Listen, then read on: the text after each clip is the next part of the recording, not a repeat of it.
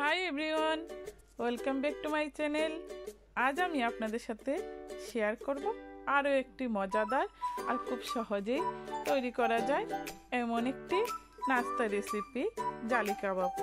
আমরা মাছ বা মাংসের জালি কাবাব তো খেয়েছি, কিন্তু এই ডিম দিয়ে জালি কাবাবটা খেতে কিন্তু দারুণ মজা। আর এটা খুব সহজেই আমরা বিকালে নাস্তা রেসিপিতে তৈরি করে দিতে পারি, আর এটা বাচ্চাদেরও টিফিনে দিয়ে দিতে পারি। দেখুন, এই জালি কাবাবটা দেখতেও কিন্তু চমৎকার, খেতেও কিন্তু দারুণ মজা। তাহলে চলুন চলে যাই রেসিপিতে। চুলাতে একটি ফ্রাই প্যান বসিয়ে দিয়েছি, আর তার মধ্যে দিয়ে দিয়েছি হাফ কাপ বেসন।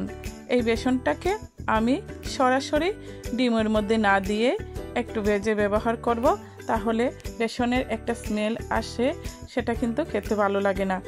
আর আপনারাও অবশ্যই এই বেসনটাকে 3-4 মিনিট ভেজে নেবেন। আমি এখানে 3টি ডিমকে সিদ্ধ করে নিয়েছি, আর তার সাথে একটি মিডিয়াম সাইজের আলুকে সিদ্ধ করে নিয়েছি। এখন এই ডিমগুলোকে আমি গ্রেট করে নিব।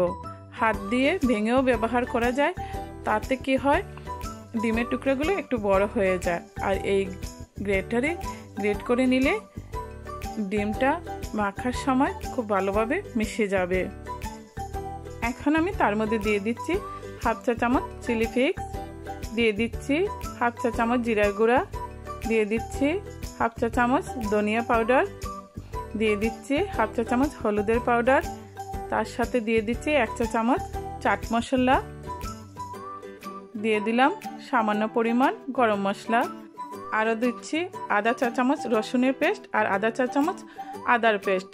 তার সাথে আমি কাঁচামরিচকে কুচি করে নিয়েছি, সেগুলো দিয়ে দিলাম। দিয়ে দিচ্ছি পেঁয়াজ কুচি।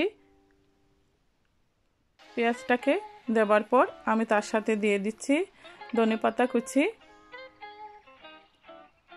এখন আমি যে বেসনটা ভেজে রেখেছিলাম সেটা দিয়ে দিচ্ছি।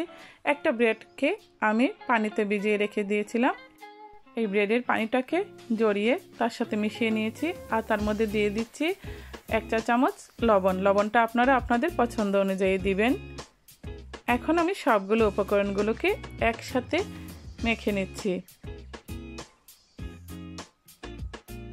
দেখুন, হাত দিয়ে যদি আমি ডিমটা ভেঙে নিতাম তাহলে মিশ্রণটা এত সুন্দর হতো না। এখন আমি একটি বাটিতে 2টো ডিমকে ফেটিয়ে রেখে দিব। এই ডিমের মধ্যে গড়িয়েই আমি কাবাবগুলোকে ভেজে নেব। হাতের মধ্যে আমি সামান্য তেল মেখে আমি এখন কাবাবগুলোকে বানিয়ে নিব। আমি 2 হাতে কাবাবগুলোকে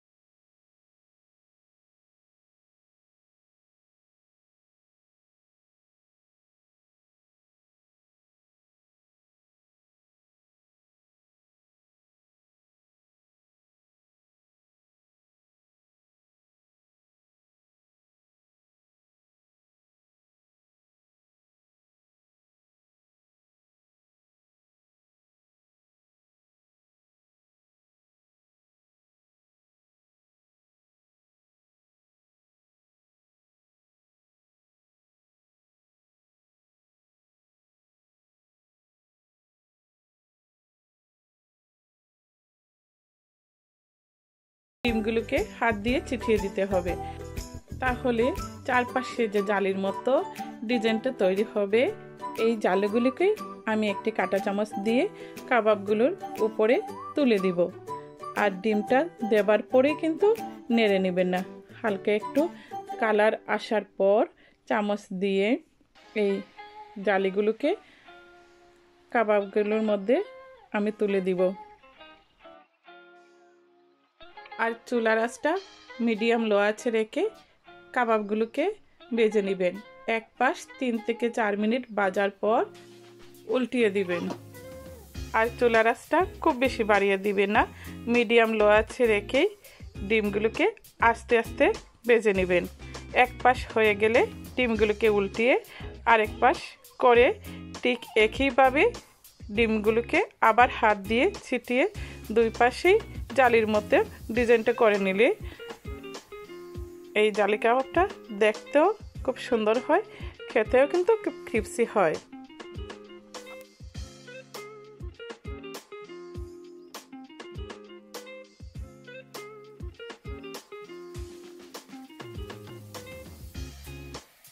খুব সুন্দর একটি ব্রাউন কালার চলে এসেছে।